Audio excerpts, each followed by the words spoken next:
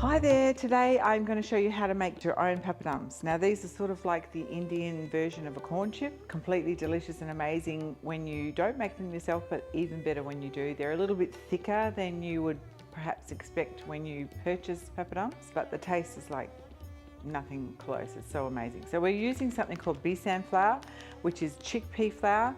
There are people in the Thermomix community who make their own chickpea flour from dried chickpeas. It's the loudest noise you've ever heard in your life, and you can do that if you wish.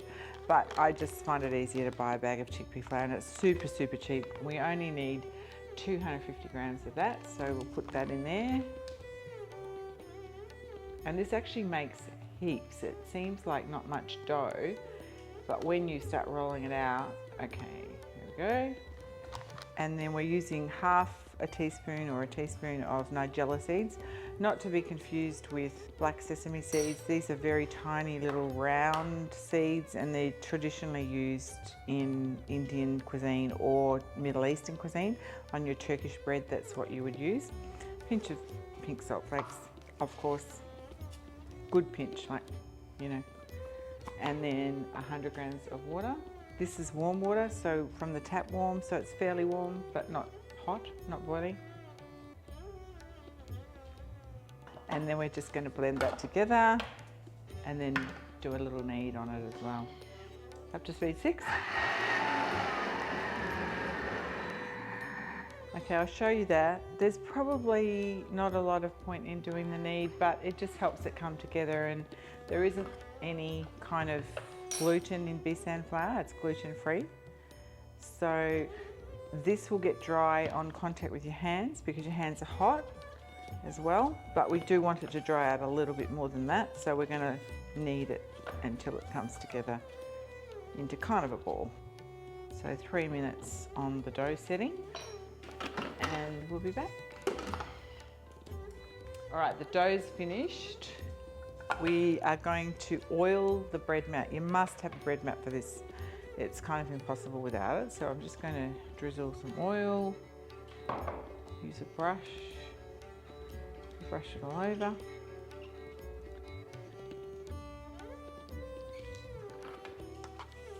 And then we're going to get this out.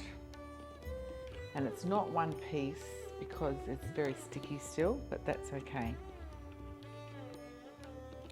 It's really sticky. It's stuck to the sides. So oil on the spatula.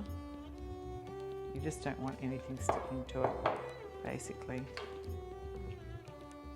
And look, this isn't hard to do. It's a little bit fiddly, but it's kind of fun, you know. I'm oiling my hands. I'm getting very physical here with this dough. You could get the kids onto this. They would probably enjoy this whole process. It's like plasticine, but you get to, or Play-Doh, but you get to eat it at the end. Cut it into sort of workable sized pieces. I'm actually going to go with maybe 5 or 6 pieces and roll them, and then you're going to flatten them with a rolling pin. We're heating some oil at the moment, and you just want to heat it until it's reaching the smoke point. So it will depend on the oil you use as to how high a temperature that is. Generally, deep frying is, you need about 160 to no higher than 180. So I'm getting my rolling pin. I'll be back. Very, very soft, this dough, so I've got to be a little bit delicate with it. And so you should be able to read the bread mat through it, okay? I cut that into 2 pieces because it's too big for my pot. I'm using a small saucepan because I don't want to use heaps of oil. If you've got a deep fryer, go for it. And then you've just got to pick it up. So this is where the bread mat comes in handy. You can lift it very carefully off the bread mat with your well-oiled hand. Let's go put that in the oil before it breaks. Come with me.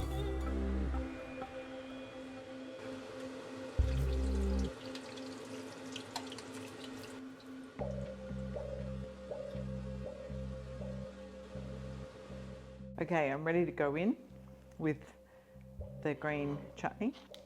Look for that video.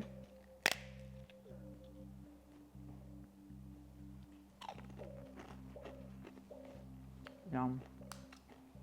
So good. Brie. Who needs curry when you've got homemade pappadums? Like it.